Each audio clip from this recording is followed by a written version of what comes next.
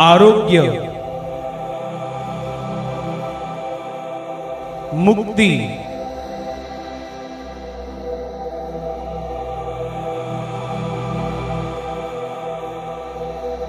पाप क्षमा,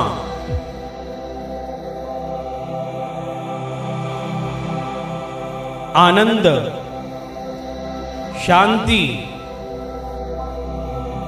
सार्वकालिक जीवन ही आहे घोषणा ख्रिस्ताच्या क्रूसाची। हा क्रूस जो गेली 2000 वर्षे पापी व दुबळ्या मानवासाठी सामर्थ्य ठरला आहे।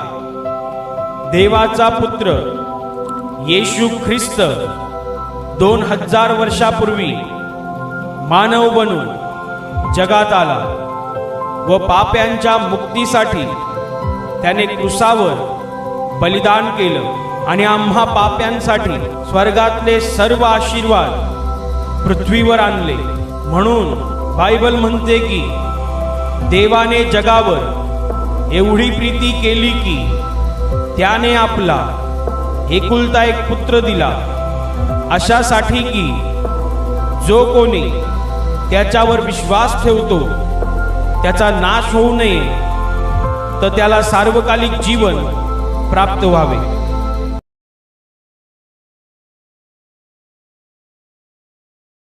योहानाचं शुभवर्तमान अध्याय 4 वचन 23 मी वाचतो, सर्वांनी लक्ष द्या। तरी खरे उपासक आत्म्याने व खरेपणाने पित्याची उपासना करतील अशी वेळ येत आहे, किंबहुना आलीच आहे, कारण आपले उपासक असे असावे अशीच पित्याची इच्छा आहे। Hallelujah, hallelujah, hallelujah, hallelujah, hallelujah, hallelujah, hallelujah, hallelujah. ही घटना तेव्हाची आहे ज्यावेळेस येशू ख्रिस्त मनुष्य रूपामध्ये या पृथ्वीवरती होता आणि त्याचं एका शोमरोनी स्त्री बरोबर संभाषण सुरू होतं आणि त्या संभाषण सुरू असताना परमेश्वराच्या पुत्राने पित्याची परमेश्वराची इच्छा जगासमोर ठेवली, मनुष्यांसमोर ठेवली। ही घटना आपल्याला योहानाच्या शुभवर्तमानामध्ये वाचायला मिळते की येशू एका ठिकाणी चालून चालून दमतो आणि मग तो एका विहिरीजवळ बसतो। तिकडे एक स्त्री पाणी भरावयास येते, ती शोमरोनी असते आणि तिच्याकडे येशू प्यायला पाणी मागतो। तेव्हा शोमरोनी स्त्री म्हणते की आपण यहुदी, मी शोमरोनी, तरी सुद्धा तुम्ही माझ्याकडे प्याव्यास पाणी कसे मागता? कारण त्यावेळेचे यहुदी लोक शोमरोनी लोकांबरोबर संपर्क ठेवीत नसेत, संबंध ठेवीत नसेत आणि असं असतानाही येशू ख्रिस्त यहुदी असताही त्याने शोमरोनी स्त्रीकडे प्याव्यास पाणी मागितलं। तेव्हा येशू तिला म्हणाला की देवाचे दान म्हणजे काय आणि मला प्याव्यास पाणी दे असे म्हणणारा कोण? हे जर तुला कळलं असतं तर त्याने तुला जिवंत पाणी दिलं असतं, येशू म्हणाला। आणि एक फार मोठं संभाषण त्यांचं येशूचं त्या शोमरोनी स्त्री बरोबर होतं आणि या संभाषणामध्ये येशू ख्रिस्त परमेश्वर पित्याची इच्छा प्रगट करतो। परमेश्वर पित्याची जी इच्छा आहे त्याच्या परमेश्वराच्या हृदयामध्ये जी इच्छा आहे ती इच्छा येशू ख्रिस्त जगासमोर ठेवत आहे, येशू ख्रिस्त ती मांडत आहे। इच्छा काय आहे की परमेश्वर म्हणत आहे की माझी आराधना करणारे, माझी उपासना करणारे, माझी उपासना व आराधना हे आत्म्याने आणि खरेपणाने करतील आणि माझे उपासक असेच असावे अशी माझी इच्छा आहे। परमेश्वर पित्याची, सनातन परमेश्वराची, अगम्य प्रकाशात राहणाऱ्या देवाची ही इच्छा आहे की त्याच्यावरती जी लोक विश्वास ठेवून आहेत, त्याची जी लोक आराधना करतात, त्याची जी लोक उपासना करतात, त्या उपासकांनी, त्या आराधकांनी परमेश्वराची आराधना व उपासना आत्म्याने आणि खरेपणाने केली पाहिजे अशी सनातन परमेश्वराची इच्छा त्याने त्याचा पुत्र प्रभू येशू ख्रिस्त ह्याच्याद्वारे प्रगट केलेली आहे। आपण आत्ताच्या घडीला इच्छा या शब्दाचा गहन पवित्र आत्म्याच्या द्वारे अभ्यास करणार आहोत की परमेश्वर येशू ख्रिस्त सनातन परमेश्वराची, अगम्य प्रकाशात राहणाऱ्या परमेश्वराची, जो आपला खरा मालक, ज्या परमेश्वराला आजपर्यंत जगाच्या इतिहासामध्ये कोणीच पाहिलेलं नाही आहे आणि कोणी पाहू शकत नाही आहे, कारण तो पवित्र, पवित्र आणि अतिपवित्र परमेश्वर आहे, आपण त्याला पाहू शकत नाही। आणि अशा परमेश्वराचा हा एकमेव पुत्र जेव्हा पृथ्वीवरती आला तेव्हा त्याने त्याच्यावर विश्वास ठेवणाऱ्या लोकांसाठी त्याने त्याचा मागोवा घेत असलेल्या लोकांसाठी, त्याने त्याचं अनुकरण करत असलेल्या लोकांसाठी ही गोष्ट सांगितली आहे, ही इच्छा व्यक्त केली आहे की तुम्ही जेव्हा आराधना करता, तुम्ही जेव्हा उपासना करता, तेव्हा तुमच्या उपासनेमध्ये, तुमच्या आराधनेमध्ये आत्मिकपणा असावा, तुमच्या उपासनेमध्ये, आराधनेमध्ये खरेपणा असावा, शुद्धता असावी, पवित्रता असावी. हे येशू ख्रिस्त सांगत आहे. आपण विश्वासणारी लोक आहोत.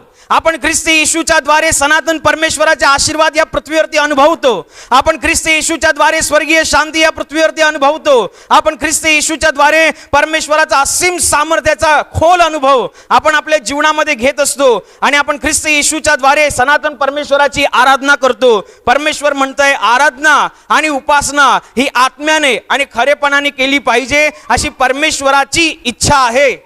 इच्छा कधी जन्म घेते किंवा इच्छेचा उगम कधी होतो किंवा इच्छा हा शब्द कधी वापरला जातो ते पहिलं समजून घ्या. इच्छा जन्म कधी घेते? जेव्हा चालू परिस्थितीमध्ये जी गोष्ट पर्याप्त नसते किंवा ज्या गोष्टीमधून संतोषकारक असं काही मिळत नाही किंवा जी गोष्ट योग्य नसते, तेव्हा इच्छा जन्म घेते, तेव्हा इच्छेचा उगम होतो. म्हणजे समजा एखाद्या माणसाला 10,000 रुपये पगार आहे आणि तो चार जणांचं त्याचं कुटुंब आहे आणि तो मुंबईमध्ये 10x10च्या भाड्याच्या खोलीमध्ये राहतो आणि 10,000 पगारामध्ये त्याला त्याचं जीवनमान चालवणं, त्याला त्याच्या घरच्यांची उपजीविका चालवणं खूप कठीण पडतंय. तो पगार त्याला पुरेसा नाही आहे, त्या पगारामध्ये तो संतुष्ट नाही आहे, तो पगार त्याच्या कुटुंबासाठी योग्य प्रमाणात नाही आहे आणि म्हणून असा मनुष्य इच्छा बाळगतो की माझी अशी इच्छा आहे की माझा 10,000चा पगार 20,000 व्हावा. इच्छा जन्म कधी घेते? जेव्हा एखादी परिस्थिती पर्याप्त नसते, जेव्हा एखादी परिस्थिती संतोषकारक नसते, जेव्हा एखादी परिस्थिती योग्य नसते, तेव्हा इच्छा जन्म घेते, तेव्हा इच्छा प्रगट होते. आणि इकडे परमेश्वर, सनातन परमेश्वर आपली इच्छा प्रगट करतोय. याचा अर्थ हा आहे की त्याची उपासना करणारी जी लोक आहेत किंवा त्याची आराधना करणारी लोक आहेत, त्यांची उपासना करण्याची पद्धत परमेश्वराला संतोषकारक नाही आहे, परमेश्वराला ती पुरेशी नाही आहे, परमेश्वराला ती पूर्ण असा दिलासा देत नाही आहे. आणि म्हणूनच परमेश्वर आपली इच्छा ख्रिस्त येशूच्या द्वारे या पृथ्वीवरती प्रगट करतोय. तो इच्छा आपल्या लोकांना सांगतोय. आज जगामध्ये काही लोक देवावर विश्वास ठेवतात, परंतु त्यांची परमेश्वराच्या संबंधात आराधना करण्याची पद्धत चुकीची आहे. त्यांची परमेश्वराच्या संदर्भात उपासना करण्याची पद्धत पुरेशी नाहीये. ती परमेश्वराला संतोष देत नाहीये, परमेश्वराला दिलासा देत नाहीये. ती पद्धत जे ते अवलंबतात देवाला प्रसन्न करण्यासाठी, जगातली लोक, ती पूर्णतः चुकीची आहे. परंतु आपण ख्रिस्त येशूमध्ये असल्यामुळे आपण ख्रिस्त येशूच्या द्वारे त्या सनातन परमेश्वराला याच पृथ्वीवरती पाहतो आणि त्याचा आशीर्वाद इथेच घेत असतो. परमेश्वरावर विश्वास ठेवणारी लोक जगामध्ये पुष्कळ आहेत, परंतु त्यांची परमेश्वराकडे बघण्याची पद्धत, परमेश्वरा संदर्भात आराधना करण्याची पद्धत, त्याची उपासना करण्याची पद्धत, त्याला आवडेल असं जीवन जगण्याची पद्धत ही परमेश्वराला संतोषकारक नाही आहे, परमेश्वराला पुरेशी नाही आहे, परमेश्वराला ती योग्य वाटत नाही आहे. आणि म्हणून परमेश्वर पिता आपली इच्छा ख्रिस्त येशूच्या द्वारे प्रगट करतोय की तुम्ही जेव्हा आराधना करता, तुम्ही जेव्हा उपासना करता, तेव्हा तुमच्या उपासनेमध्ये आणि आराधनामध्ये एक खरेपणा असावा, एक आत्मिकपणा असावा. तुमची पद्धत आत्मिक असावी, तुमची पद्धत शुद्ध असावी, तुमची पद्धत पवित्र असावी. जेव्हा तुम्ही पवित्र पद्धतीचा अवलंब करून, तुम्ही खरेपणाचा अवलंब करून, तुम्ही आत्मिकपणाचा अवलंब करून जेव्हा तुम्ही सनातन परमेश्वराची ख्रिस्त येशूमध्ये आराधना कराल, त्यावेळेला स्वर्गातून आशीर्वाद तुमच्या घराण्यावरती उतरतील. परमेश्वर इच्छा प्रगट करतोय. इच्छा प्रगट तेव्हाच होते जेव्हा चालू परिस्थिती पुरेशी नसते, जेव्हा चालू परिस्थिती संतोषकारक नसते. ज्या संदर्भात इच्छा व्यक्त केली जाते आहे, ज्या संदर्भात इच्छा प्रगट होते आहे, त्या संदर्भात ती गोष्ट योग्य नाही आहे, पुरेशी नसेल, संतोषकारक नसेल, तेव्हा इच्छा जन्म घेते. एखादा माणूस 10x10च्या खोलीमध्ये राहतो आणि त्याचं कुटुंब 6 जणांचं आहे आणि त्याला त्याच्यामध्ये जमत नाही, ती जागा त्याच्या कुटुंबासाठी योग्य नाही आहे. तो म्हणतो माझी इच्छा आहे 10x10च्या रूम ऐवजी 20x20चा रूम मिळावा. 10,000चा पगार त्याला संतोषकारक नाही आहे, त्याला पुरेसा नाही आहे. तो म्हणतो माझ्या 10,000चा पगार 20,000 व्हावा. आता तो येशूवर विश्वास ठेवणारा असेल आणि त्याचा 10,000 जरी पगार असेल तरी त्या 10,000मध्ये त्याचं पूर्ण कुटुंब चालवायची ताकद देवामध्ये आहे. हा भाग वेगळा.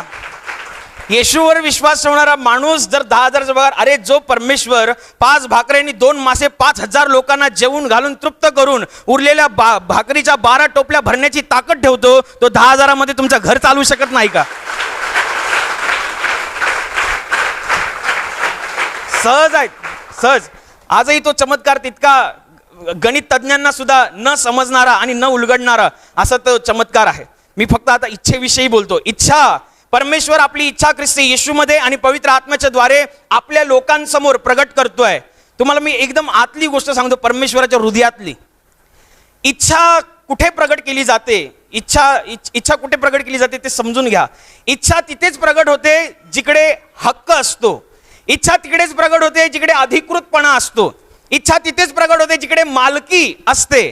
इच्छा तिथेच प्रगट होते जिकडे स्वामित्व असतं आणि तिथेच इच्छा प्रगट केली जाते. जसा एक 7 वर्षाचा लहान मुलगा आहे आणि त्याला खेळण्यातली गाडी पाहिजे असेल, एखादी खेळण्यातली गाडी, तर तो आपल्या वडिलाकडे पहिला जाईल की शेजारच्या काकाकडे पहिला जाईल? तुम्हाला काय वाटतं?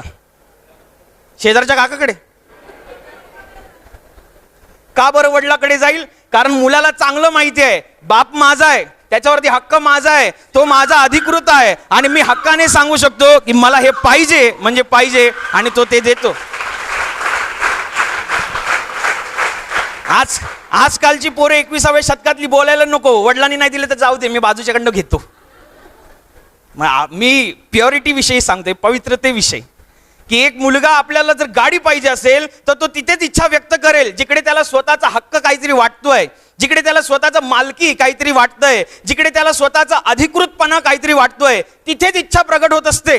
बायबलमध्ये परमेश्वराची एक इच्छा पवित्र आत्म्याच्या द्वारे पौलाने बायबलमध्ये लिहिलं असं आहे. थेसलोनिकरांस पहिलं पत्र अध्याय 5:18, सर्व स्थितीत उपकार स्तुती करा, कारण तुम्हाविषयी ख्रिस्त येशूमध्ये देवाची हीच इच्छा आहे. ही इच्छा समजते. अशा कैक इच्छा बायबलमध्ये नमूद आहेत की परमेश्वर आपल्यावर विश्वास ठेवणाऱ्या लोकांसमोर इच्छा प्रगट करतोय की त्याला काय हवंय, त्याला कोणत्या संदर्भात तो आपली इच्छा प्रगट करतोय. आणि ध्यानात घ्या, इच्छा तिथेच प्रगट होते जिकडे मालकी आहे. इच्छा तिथेच प्रगट होते जिकडे अधिकृतपणा आहे. इच्छा तिथेच प्रगट होते जिकडे स्वामित्व आहे.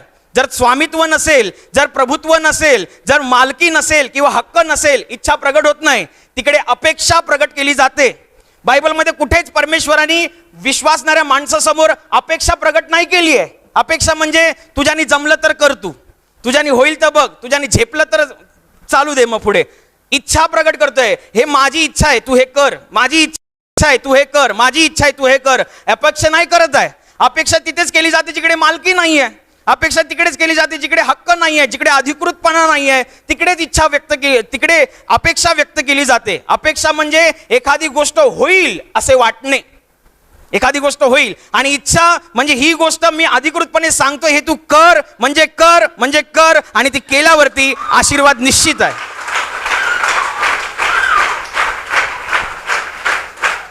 सर्व स्थितीत उपकार स्तुती करा, कारण तुम्हाविषयी ख्रिस्त येशूमध्ये देवाची हीच अपेक्षा आहे असं लिहिलेलं नाही आहे. अपेक्षा म्हणजे देव बोलते, बघ बाबा, मी तुला एवढं चांगलं शरीर दिलं, तुला जर स्तुती करायला वाटलं तर तू कर. बघ बाबा, मी तुला चांगली नोकरी दिली, चांगला पगार दिला, चांगलं कुटुंब दिलं, तुला जर असं वाटलं की माझी स्तुती करावी तर तू कर. नाही, सर्व स्थितीत उपकार स्तुती करा, कारण तुम्हाविषयी ख्रिस्त येशूमध्ये देवाची हीच इच्छा आहे. तो इच्छा प्रगट करतोय. इच्छा प्रगट कुठे होते? जिकडे मालकी आहे, जिकडे मालकी आहे. बाप आपल्या मुलाकडे हक्काने मागतो, कारण तो त्याचा मालकी हक्क आहे. तो ते अधिकृत नातं आहे, आणि अधिकृत नातं असल्यामुळे मुलगा सहजरित्या कोणतीही पद्धतीची शरम व लाज न बाळगता आपल्या वडिलाकडे आपल्याला हवी असलेली गोष्ट मागत असतो. त्या पद्धतीने परमेश्वर जर आपल्याकडे त्याची इच्छा व्यक्त करतोय, आज जर देवाचं वचन तुम्हाला कळालंय आणि वचनाच्या द्वारे तुम्हाला सनातन परमेश्वराची इच्छा कळालेली आहे, तुम्हाला अगम्य प्रकाशात राहणाऱ्या परमेश्वराची इच्छा कळालेली आहे, याचा अर्थ तो तुम्हाला स्वतःच समजतो, याचा अर्थ तो तुम्हाला हक्काचा माणूस समजतो, याचा अर्थ तो म्हणतो की मी तुझा प्रभू आहे, तू माझ्या मालकी माणूस आहे, तू माझ्या कळपातला एक मेंढरू आहेस. आणि म्हणून तो हक्काने सांगतोय, तो हक्काने सांगतोय, कारण तो आपला स्वामी आहे, तो आपला प्रभू आहे, तो आपला निर्माणकर्ता आहे, तो आपला रचेता आहे. आईच्या उदरामध्ये त्याने स्वतःच्या पवित्र अशा हाताने आपल्या शरीराचा एक एक अवयव त्याने रचलेला आहे. तो आपला धनी आहे, तो आपला मालक आहे. आणि म्हणून धनी या नात्याने, मालक या नात्याने, अधिकृत संबंध असलेल्या या नात्याने परमेश्वर आपली इच्छा आपल्या समोर व्यक्त करतोय. जर याचा अर्थ दुसऱ्या भागामध्ये हा होतो की जर परमेश्वर आपल्यावरती प्रभुत्व दाखवतोय, आपल्यावरती जर स्वामित्व दाखवतोय, आपल्यावरती तो मालकी दाखवतोय, याचा अर्थ आपण त्याच्या पवित्र कळपातले मेंढरू आहोत, आपण त्याच्या पवित्र निरीक्षणाखाली राहणारी लोक आहोत, आपण त्याच्या सार्वसमर्थ पंखाखाली राहणारी लोक आहोत. आपल्याला काही एक होणार नाही. जर परमेश्वर आपल्यावरती मालकी दाखवतोय, परमेश्वर आपल्यावरती स्वामित्व दाखवतोय, याचा अर्थ आपण त्याच्या सर्वसमर्थ पंखाखाली आश्रयाला आहोत. याचा अर्थ येशू म्हणाला, जे काही पित्याने माझ्या हाती दिले ते माझ्या हातून कोणीच हिसकावून घेणार नाही. या शास्त्रलेखाप्रमाणे सैतानाची टाप नाही आपल्याला हात लावायची, कारण आपण सर्वसमर्थ परमेश्वराच्या पवित्र नजरेसमोर राहणारी लोक आहोत. आपण त्याची निज प्रजा आहोत, त्याची व्यक्तिगत प्रजा आहोत. आणि म्हणून व्यक्तिगत प्रजा या नात्याने, स्वामित्व असलेल्या या नात्याने परमेश्वर आपली इच्छा आपल्या समोर व्यक्त करतोय. परमेश्वर आपलं स्वामित्व जेव्हा दाखवतो, परमेश्वर आपलं प्रभुत्व जेव्हा आपल्यावरती दाखवतो, तेव्हा याचा अर्थ हे नाही आहे की तो मालक आहे आणि आपण त्याचे दास आहोत, आपण त्याचे गुलाम आहोत. नाही. एक बाप आपल्या मुलाला दास बनवून ठेवतो का? एक बाप आपल्या मुलाला गुलाम बनवून ठेवतो का? बापाचं मुलावरती मालकी हक्क आहे, बापाचं मुलावरती स्वामित्व आहे, प्रभुत्व आहे. मग याचा अर्थ असा होतो की बाप आपल्या मुलाला गुलाम करतोय? नाही. ते एक पवित्र संबंध आहे, ते पवित्र स्वामित्व आहे, ते पवित्र प्रभुत्व आहे. आणि हेच पवित्र प्रभुत्व परमेश्वर स्वर्गातून आपल्यावरती, आपल्या कुटुंबावरती ठेवत असतो. आणि तो इच्छा व्यक्त करतोय, इच्छा व्यक्त करतोय. तुम्ही त्याची इच्छा पूर्ण करा. तुम्ही जर देवाची इच्छा पूर्ण कराल, तुम्ही स्वतःच्या जीवनाला परमेश्वराच्या इच्छेमध्ये सामावून घ्याल, तर तुम्ही तुमच्या जीवनामध्ये आशीर्वादाचा दरवाजा उघडेल. कारण तो एक द्वार आहे परमेश्वरापासून असलेलं. येशू स्वतः म्हणालेलं आहे की मी दार आहे, जो कोणी माझ्या आतून जाईल त्याला तारण प्राप्ती होईल, परमेश्वराने त्याची गाठ भेट होईल. म्हणून परमेश्वराने जी काही पद्धत सांगितलेली आहे आराधना करण्याची, उपासना करण्याची, ती उपासना आणि आराधना करण्यामध्ये एक प्युरिटी, एक शुद्धता असावी, एक खरेपणा असावा, एक पवित्रता असावी, एक आत्मिकपणा असावा.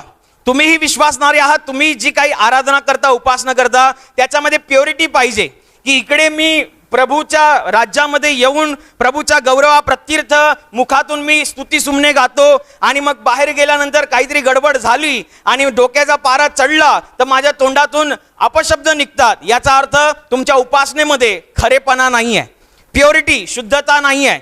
इकडे तुम्ही माझं दुसऱ्यावर प्रेम आहे अशा पद्धतीने वागत असाल आणि घरी स्वतःच्या वैयक्तिक जीवनामध्ये जगत असताना तुम्ही प्रेम भाव दाखवत नसाल, याचा अर्थ तुमच्या आराधनेमध्ये, उपासना करण्याच्या भूमिकेमध्ये काहीतरी चुकीचं आहे, काहीतरी वेगळंच चुकीचं आहे. आणि हीच गोष्ट नसावी. म्हणून परमेश्वर सांगतोय की देवाची उपासना करणाऱ्या लोकांनी, आराधना करणाऱ्या लोकांनी एक शुद्धता असावी, एक पवित्रता असावी, एक खरेपणा असावा आणि आत्मिकता असावी. तुमच्या प्रत्येक पद्धतीमध्ये एक आत्मिक भूमिका असावी. कारण बायबल असं म्हणतं, देव आत्मा आहे. तुम्ही आत्मिक पद्धतीने जितकं करता तितकं परमेश्वराच्या दृष्टीला लगेच पडतं, परमेश्वर ते लगेच पाहतो, परमेश्वराच्या निदर्शनास ते लगेच येतं. कारण तुम्ही आत्मिक आहात आणि आत्म्याच्या द्वारे तुम्ही आत्मिक जगतामध्ये जेव्हा परमेश्वराच्या प्रत्यर्थ त्याला आवडेल असं त्याच्या वचनाप्रमाणे जेव्हा काही करता, तेव्हा परमेश्वराच्या राज्यातून एक आशीर्वादाचा दरवाजा तुमच्या जीवनासाठी उघड होतो. स्वतःला परमेश्वराच्या इच्छेमध्ये सामावून घ्या. तो मालकी हक्क दाखवतोय.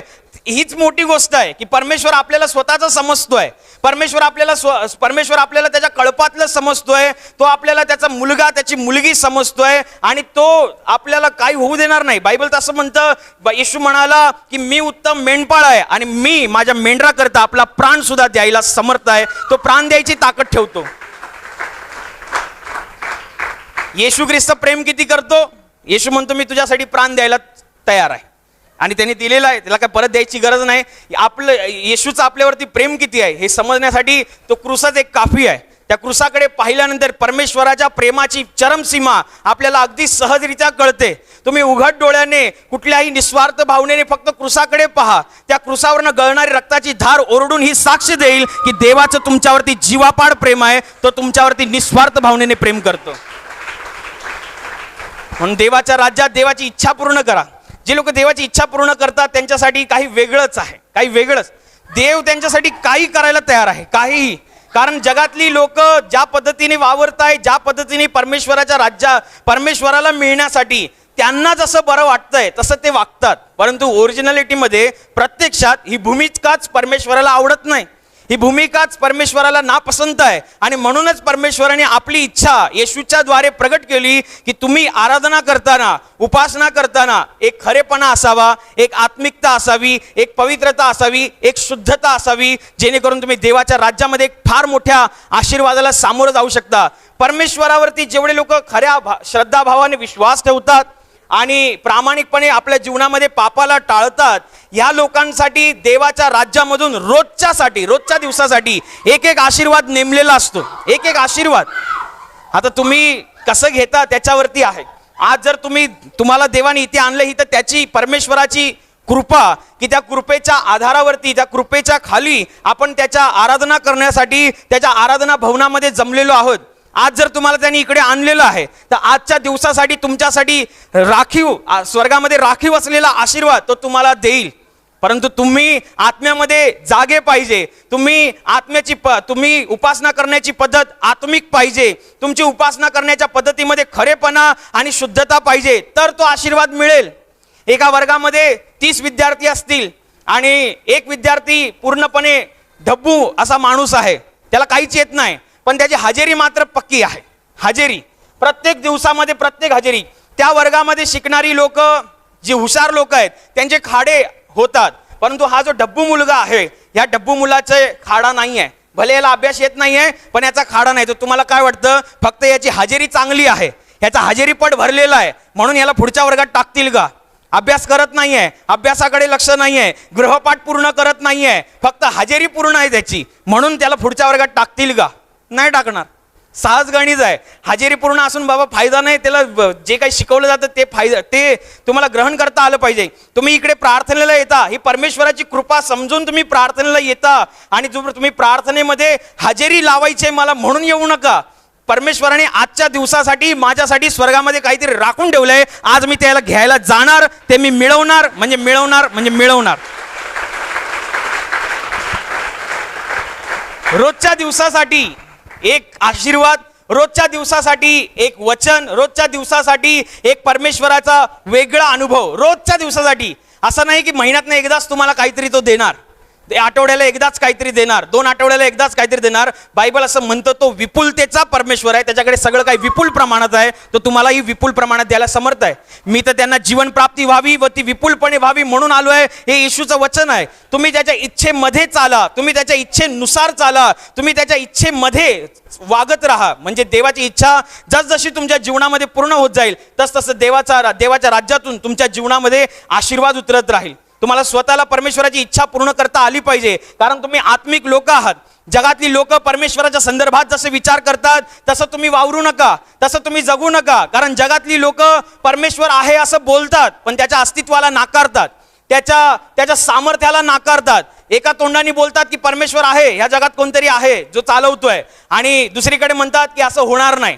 प्रार्थना करून थोडी काही बरं होतंय, प्रार्थना करून अशी दुःख थोडी निघतात. आपल्याला हातपाय चालवायला पाहिजे तर जाऊन आपल्या पदरात येणार, तर जाऊन असं होणार तसं होणार, असे काही गोष्टी आहेत. तुम्ही तसे होऊ नका, कारण ते जरी देवाला मानत असले तरी त्यांच्या बुद्धीचं ते ऐकतात. आणि आपण येशू ख्रिस्तामध्ये सनातन परमेश्वरावर विश्वास ठेवतो, ते आपण आपल्या बुद्धीने नव्हे तर देवाने जो आत्मा दिलेला आहे त्या आत्म्याने चाललं पाहिजे.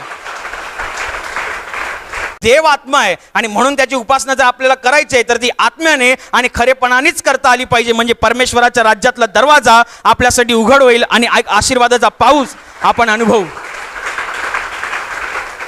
एक आशीर्वादांचा पाऊस. परमेश्वराच्या सामर्थ्याला मर्यादा नाही.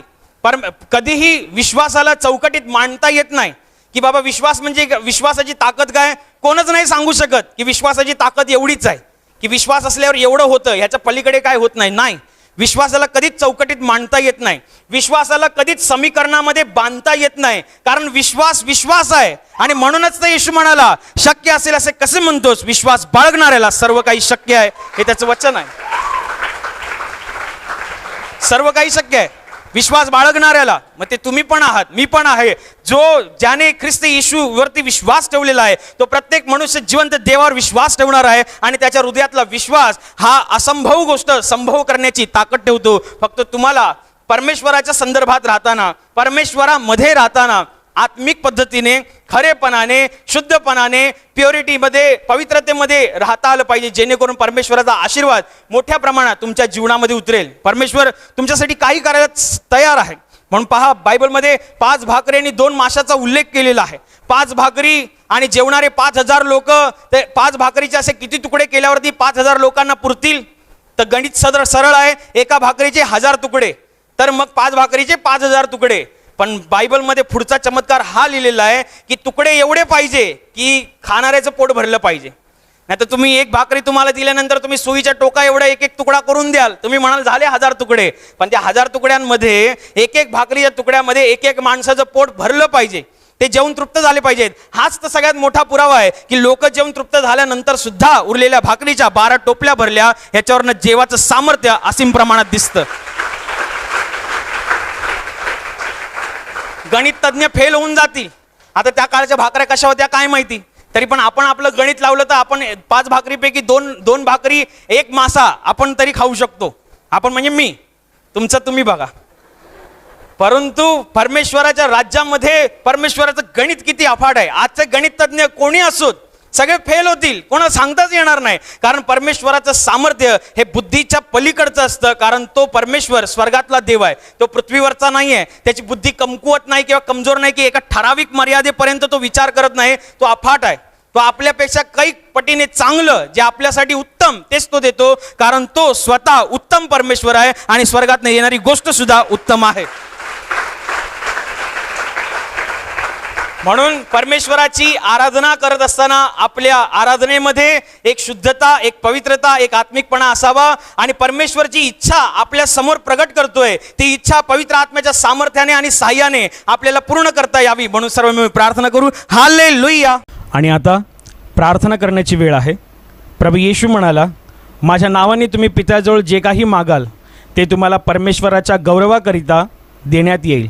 होय, त्याचं वचन हेच सत्य आहे. त्याचं वचन तो पूर्ण करणं जाणतो. तो आपल्या वचनांना पूर्ण करण्याचं सामर्थ्य बाळगतो. म्हणून त्याच्या वचनावर, त्याच्या सामर्थ्यावर विश्वास ठेवून आपण सर्व मिळून प्रार्थना करत आहोत. म्हणून तुमच्या ज्या भागाला आजार आहे त्या भागावर हात ठेवा. तिथे हात ठेवणं शक्य नसेल तर आपल्या छातीवर हात ठेवा.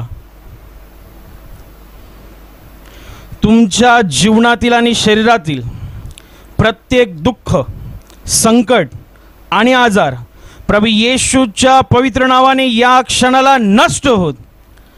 तुमच्या जीवनातील बंधनं आणि श्राप प्रभू येशूने वाहिलेल्या त्याच्या पवित्र रक्ताद्वारे या क्षणाला तुटून जावत. तुमच्या जीवनातील समस्या आणि सैतानाचा भयावह अंधार प्रभू येशू ख्रिस्ताच्या दिव्य आणि पवित्र प्रकाशामध्ये पूर्णपणे नष्ट होत. तुमच्यावर, तुमच्या कुटुंबावर प्रभू येशू ख्रिस्ताचे महान आशीर्वाद येऊ. आमेन.